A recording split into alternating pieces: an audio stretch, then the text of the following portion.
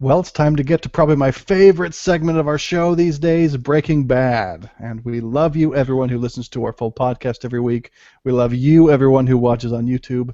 And we also give, again, a special welcome to listeners of our new mini podcast, Practically Culture Breaking Bad, which you can find as its own feed on iTunes and on practicallyculture.com. It's hard to know where to start, Bob, with this episode, but I thought long and hard, and I came up with a way in, I think. Okay, let's do it.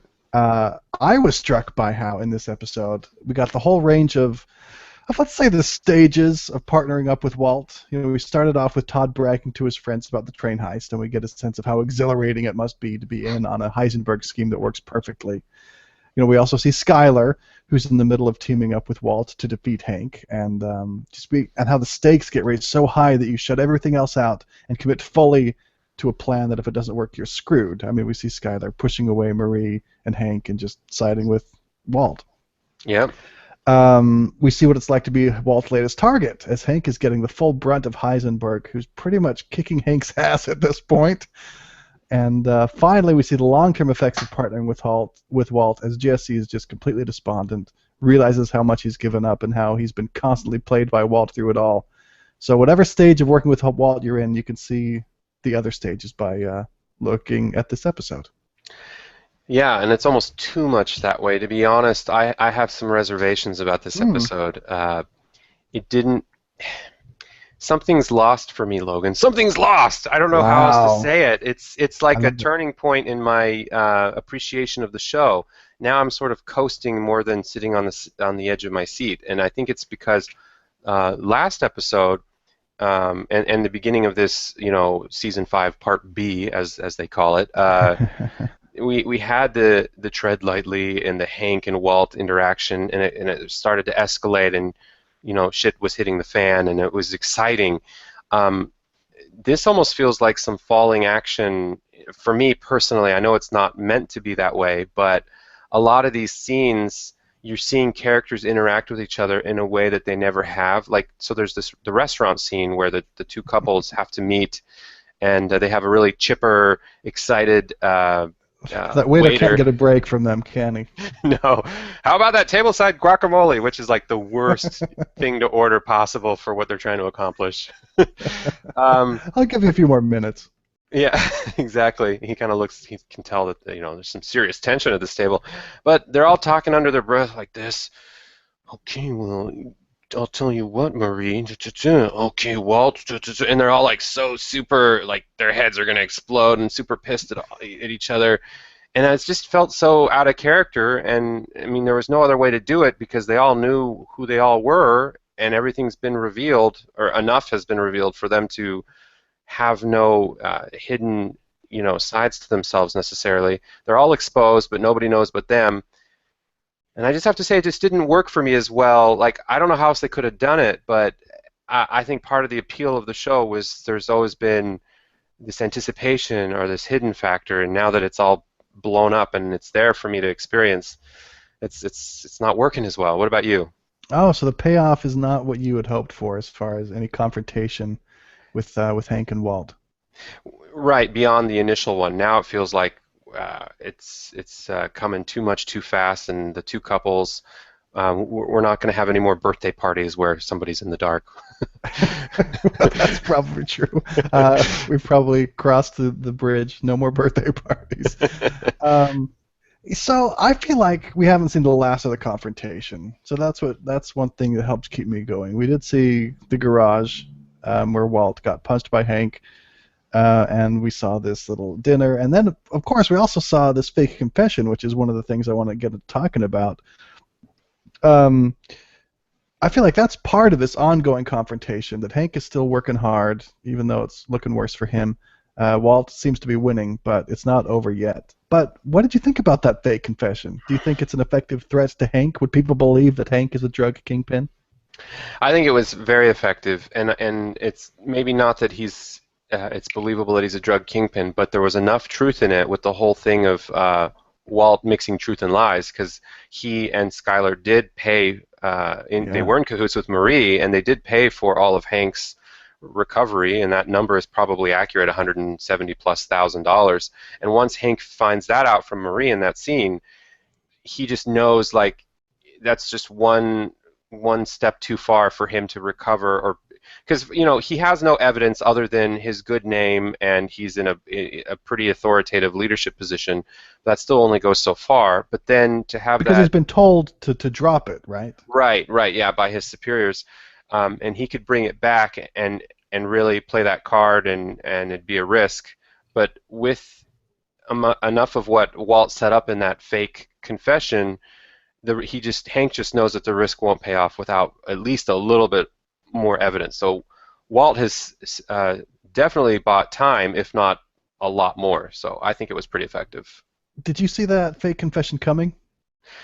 No, I have to admit, even in the beginning when they were recording it, and Walt was like, "This is the only way, Skyler." I'm like, I thought it was more of a, if anything happens to me, this is your insurance type thing. I didn't realize it was something to be used right away. So I thought it was pretty clever of Walt, in my opinion, because when Right, it did reveal, I last liked it.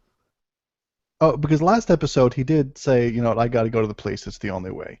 And so now he's doing the confession. It's like, wait, so is he still back on that plan?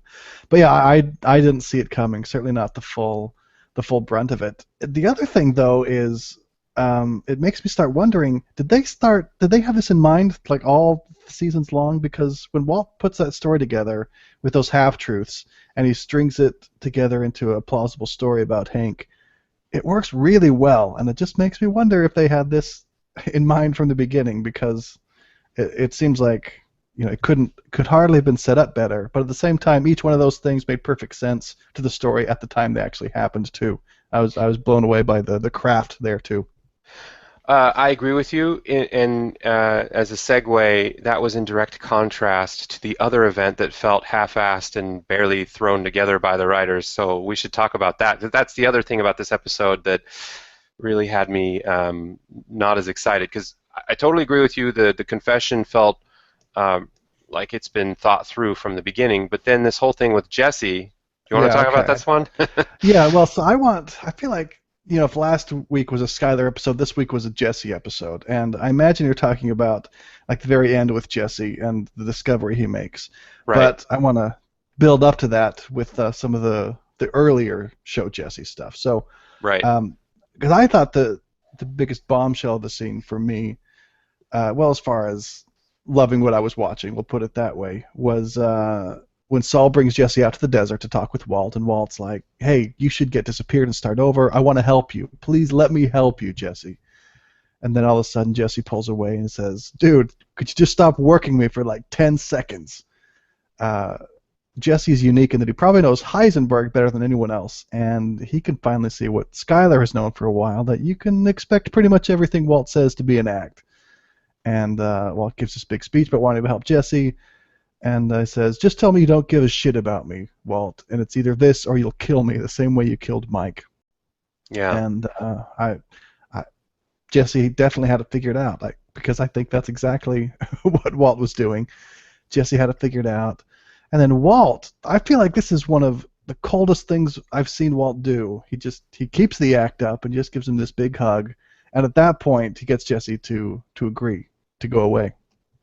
Yeah, I thought it was beautifully played. I really liked that scene between the two characters, and everything you said. I feel like Jesse, for calling Walt out as Heisenberg, Walt just like doubled down on being Heisenberg, and then like reconverted Jesse to his methodology. It was like, whoa, what is happening on screen? But I think it played well into the development we've seen of both characters, and it was believable. And for a second there, you thought Jesse was going to be able to live happily ever after in Alaska by himself or whatever. I mean, as happily ever after as he could live, restarting his life. Um, and Well, then, that's a good point. yeah, Oh, go ahead. Yeah, no, well, so that's a good point, because you start thinking about all the ways this could go for Jesse, and vanishing to Alaska is about the best possible thing for him, because once we get later on the episode, he's standing there, he's looking for his pot, waiting to be picked up. He doesn't have it. He realizes Huel must have lifted it, and it dawns on him that Huel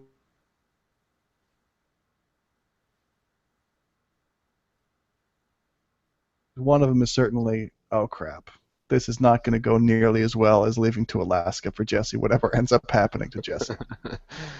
Right, and I almost felt like the show. Maybe this is too easy for me to say as just a standard by guy that is checking it out, but I almost feel like the show would have been more of a surprise having Jesse go to Alaska than having what happened happen, because it felt like very over the top. Like, oh, of course, we're in the final season and it has to blow up in such an extreme way. So yeah, so Jesse finds it out. He rejects the pickup. He goes and beats up Saul, and then he goes and starts throwing gas all around Walt's house. Um, yeah, and so what you're saying, I take it, is you didn't really like that Jesse's reaction. No, well, first, before we get to Jesse's reaction, because I had some issues there, but I had some issues with the whole. I mean, was it believable to you that that he put two and two together, and all of a sudden having the pot lifted from him was a connection, that the cigarettes must have been lifted, and Heisenberg was playing him the whole time on that, and Brock was poisoned by not the ricin, but the lily of the valley or the other flower, but like the show had a hard time there because there was a lot coming together from stuff that's been building up for a long time, but it was just one dude with his own thoughts, so you didn't get the play-by-play of how he put it all together. You just sort of have to figure that out as a viewer on your own, like, oh, I guess he must have, because of the, and then the, and like, there's a million ways he could have pieced all that stuff together, and it just felt very convenient for the next scene to happen exactly how the writers wanted it to happen. So I agree. I mean, it seemed like it came to. I don't. I'm babbling here. Here's how it worked for me. Let me put Okay. it that way. So, Okay. so we know that when Brock was injured, Jesse was torn up about it. He thought Walt had done it at the time. Walt had done it at the time, but Walt's able to talk his way out of it, right? Um, and the kid gets killed again in the beginning part of season 5, and he's totally worked up about it and despondent. But in the last couple episodes, what we've seen is Jesse just really piecing together how much Walt is working him. So he had pieced together that Walt had killed Mike, and starts to think, you know what, Walt's just always lying. He had started to piece together that he was going to be killed, just like Mike was if he didn't go earlier on in the episode. And he just had that one spark that was something he was thinking over and over in his mind earlier, and that brings him back to there. Now he's got this idea that Walt's always trying to play him. It just clicks for Jesse, and he flips out. So for me, that's how I saw it stringing it together. But I've heard other people say that it's a little bit confusing, so you're definitely not alone there. Okay, yeah, and he still hasn't figured out Jane, which I think is probably the worst one, but that one's like nearly impossible for him to figure out. So I guess if Mike wasn't quite enough in this whole thing with Brock, I guess they needed that catalyst. So I'll leave it alone. It is what it is. But then his reaction. Let's talk about that. So he starts pouring gasoline in Walt's house like he's going to light it on fire, and the episode ends.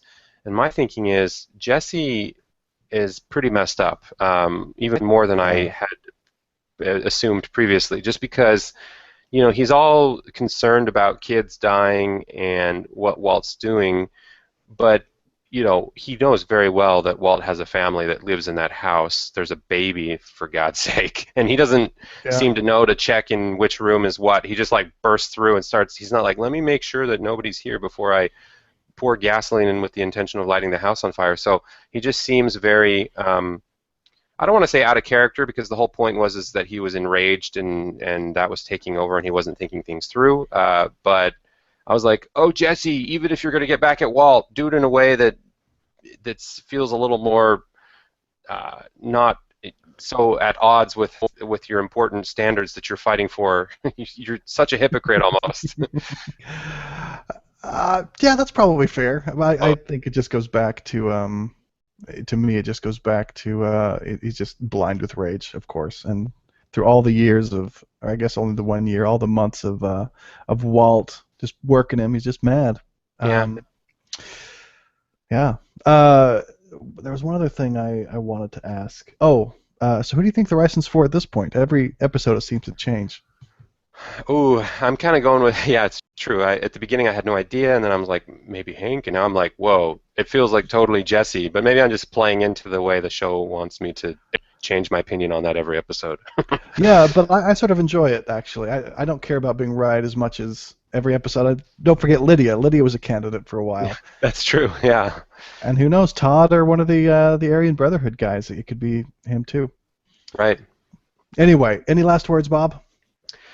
Well, I hope it gets better. It wasn't like a huge downer for me, but it wasn't the regular Breaking Bad high, so it's just a notch below. I have super high expectations for the show, and so this episode is going to go down as not one of my favorites, but I don't want to make it sound like it's ruined anything, in an entirety for me or anything. It's just I hope it goes somewhere more interesting for me.